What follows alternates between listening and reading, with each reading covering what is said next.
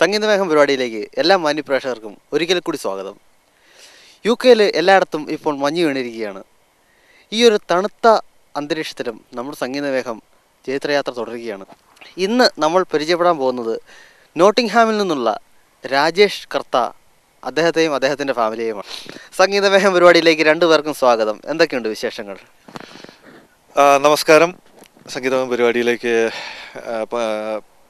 പങ്കെടുക്കാനുള്ള അവസരം കിട്ടിയത് വളരെയധികം സന്തോഷം. സുഖമായിട്ടിരിക്കുന്നു. പിന്നെ ഭയങ്കര മഞ്ഞല്ലേ.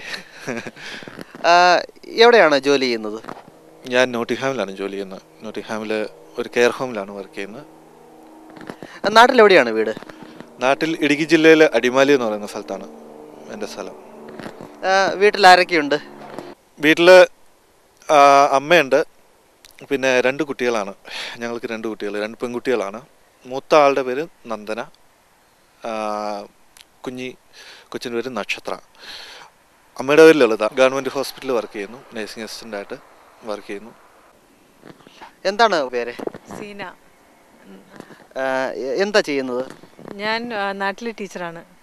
ഇന്ന് ഡെയിലി മലയാളത്തിൻ്റെ സംഗീതമേഘം പ്രേക്ഷകർക്ക് വേണ്ടിയിട്ട് ഏത് പാട്ടാണ് പാടാൻ പോകുന്നത്?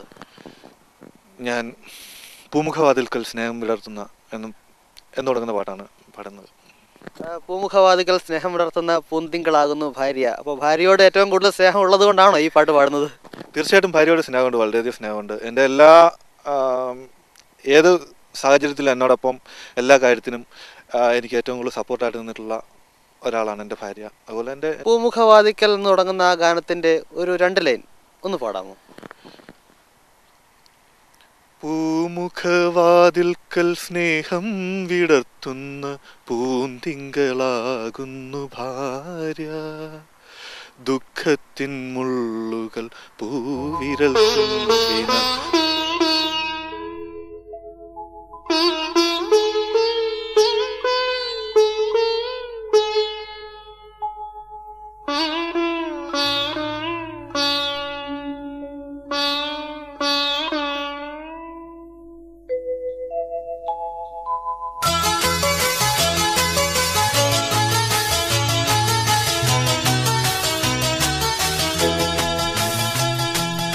പൂമുഖവാതിൽക്കൽ സ്നേഹം വിടർത്തുന്ന പൂന്തിങ്കളാകുന്നു ഭാര്യ, പൂമുഖവാതിൽക്കൽ സ്നേഹം വിടർത്തുന്ന പൂന്തിങ്കളാകുന്നു ഭാര്യ, ദുഃഖത്തിൻ മുള്ളുകൾ പൂവിരൽ തുമ്പിനാൽ പുഷ്പങ്ങളാക്കുന്നു ഭാര്യ, ദുഃഖത്തിൻ മുള്ളുകൾ പൂവിരൽ തുമ്പിനാൽ പുഷ്പങ്ങളാക്കുന്നു ഭാര്യ, പൂമുഖവാതിൽക്കൽ സ്നേഹം വിടർത്തുന്ന പൂന്തിങ്കളാകുന്നു ഭാര്യ.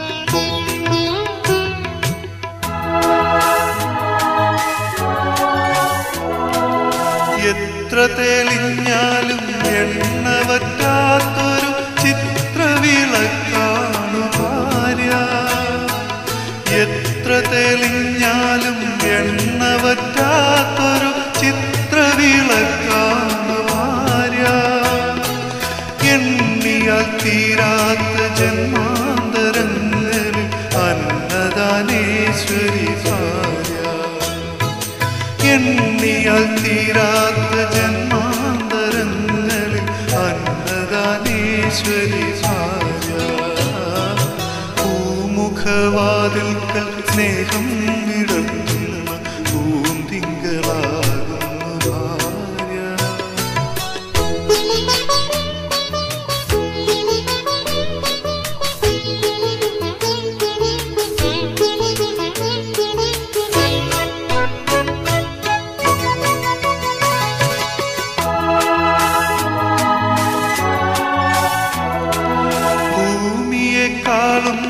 ക്ഷമയുള്ള സൗഭാഗ്യദേവിയാണ് എപ്പോഴും ഭാര്യ,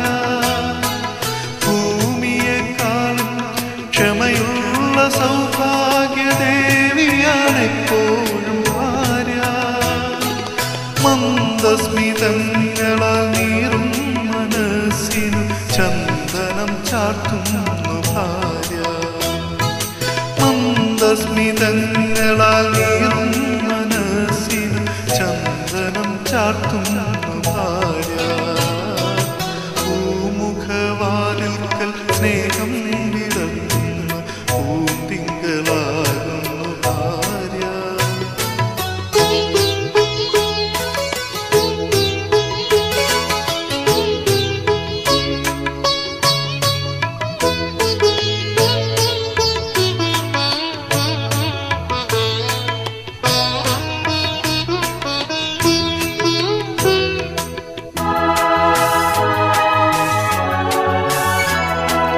കണ്ണുനീർ തുള്ളിയിൽ മഴവില്ലു തീർക്കുന്ന സ്വർണ്ണപ്രഭാമയി ഭാര്യ. കണ്ണുനീർ തുള്ളിയിൽ മഴവില്ലു തീർക്കുന്ന സ്വർണ്ണപ്രഭാമയി ഭാര്യ. കാര്യത്തിൽ മന്ത്രിയും കർമ്മത്തിൽ ദാസിയും രൂപത്തിൽ ലക്ഷ്മിയും ഭാര്യ. കാര്യത്തിൽ മന്ത്രിയും കർമ്മത്തിൽ ദാസിയും രൂപത്തിൽ ലക്ഷ്മിയും ഭാര്യ. പൂമുഖവാതിൽക്കൽ സ്നേഹം വിടർത്തുന്ന പൂന്തിങ്കളാകുന്നു ഭാര്യ. ദുഃഖത്തിൻ മുള്ളുകൾ പൂവിരൽ തുമ്പിനാൽ പുഷ്പങ്ങളാക്കുന്നു ഭാര്യ.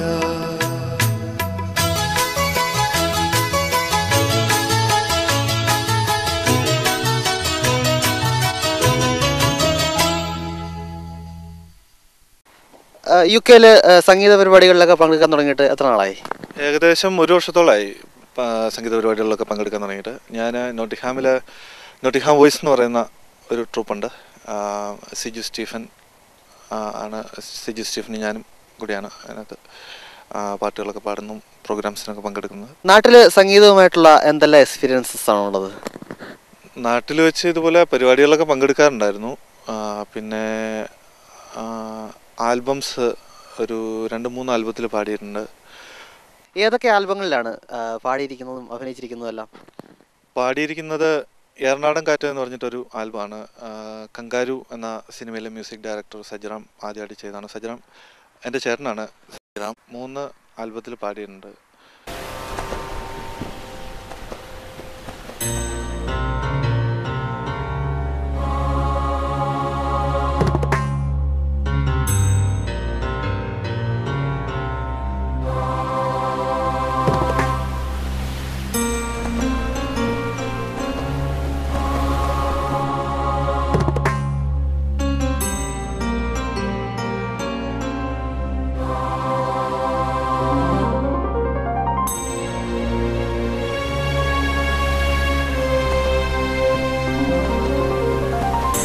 സന്ധ്യതൻ കുങ്കുമം താലത്തിൽ ചാലിച്ചു ദേവിതൻ നടയിൽ അർപ്പിപ്പു സൂര്യൻ.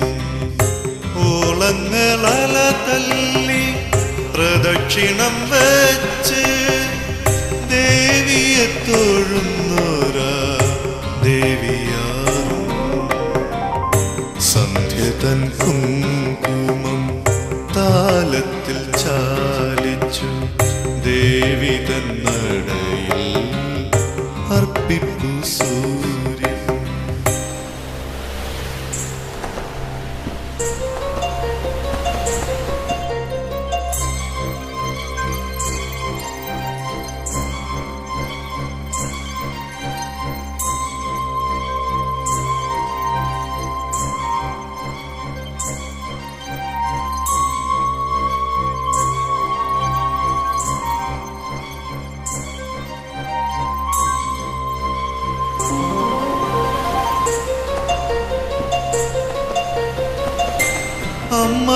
അമ്മതന്മാരിലെ വനമാലയാകുക. പിന്നെ ഒരു ഫിലിമിന് വേണ്ടിയിട്ട് കങ്കാരുവിൻ്റെ തന്നെ ഒരു പാട്ടിന് വേണ്ടി ഒരു ട്രാക്ക് പാടിയിട്ടുണ്ട്. ഏത് പാട്ടായിരുന്നു അത്? അൻവർ സദത്ത് പാടിയ പാടിയ പാട്ടാണ്. മാനത്ത് കനവിൻ്റെ എന്ന് തുടങ്ങുന്ന ഒരു പാട്ടാണ്. അതിൻ്റെ ഒരു 2 ലൈൻ പ്രേക്ഷകർക്ക് വേണ്ടിയിട്ട് ഒന്ന് പാടാമോ? മനത്തു കനവിൻ്റെ പൂപ്പന്തൽ തീർത്തിടാൻ നീ വരുമോ, മുല്ലപ്പൂ കോർത്തൊരു മാലയുമായി നീ വരുമോ. എങ്ങനെ പ്രോഗ്രാമുകൾക്കൊക്കെ പോകുമ്പോൾ കൂടെ പോകാറുണ്ടോ? ഞാൻ മെയിലാണ് ഇവിടെ വന്നത്. അതിനുശേഷമുള്ള പ്രോഗ്രാമുകൾക്കൊക്കെ പോകാറുണ്ട്. ഇവിടെ UK വെച്ചാണോ ആദ്യമായിട്ട് ഭർത്താവ് പാടുന്നത് കാണുന്നത്? അല്ല, നാട്ടിലെ റെക്കോർഡിങ്ങുകൾക്കൊക്കെ പോകാറുണ്ടായിരുന്നു. ഏത് പാട്ടിൻ്റെ റെക്കോർഡിങ്ങിനായിരുന്നു പോയിട്ടുള്ളത്? ഈ അഭിനയിച്ച ആൽബത്തിൻ്റെ പിന്നെ പാടിയ ട്രാക്കിൻ്റെ റെക്കോർഡിങ്ങിന് പോയിരുന്നു. എല്ലാത്തിനും പോയിട്ടുണ്ട്. പിന്നെ കങ്കാരു എന്ന സിനിമയ്ക്ക് വേണ്ടി പാടിയെന്ന് പറഞ്ഞു. അത് ആ പാട്ടിൻ്റെ റെക്കോർഡിങ്ങിന് അവിടെ ഉണ്ടായിരുന്നോ? അതിൻ്റെ റെക്കോർഡിങ്ങിന് ഉണ്ടായിരുന്നു. മിക്കവാറും എല്ലാ പാട്ടിൻ്റെ റെക്കോർഡിങ്ങിനും ഞാൻ ചേട്ടൻ്റെ കൂടെ ഉണ്ടായിരുന്നു. ഒറിജിനൽ അതിനകത്ത് യേശുദാസ് ഒരു പാട്ട് പാടിയിട്ടുണ്ടായിരുന്നു, ആരാരി രാരാരെന്ന് പറയുന്നത്. ആ പാട്ടിൻ്റെ റെക്കോർഡിങ്ങിന് പൂജ സ്റ്റുഡിയോയിൽ ആയിരുന്നു. ഞങ്ങളെല്ലാവരും ഉണ്ടായിരുന്നു, ഫാമിലി എല്ലാവരും ഉണ്ടായിരുന്നു. അത് വളരെ ഒരു എക്സ്പീരിയൻസ് ആയിരുന്നു.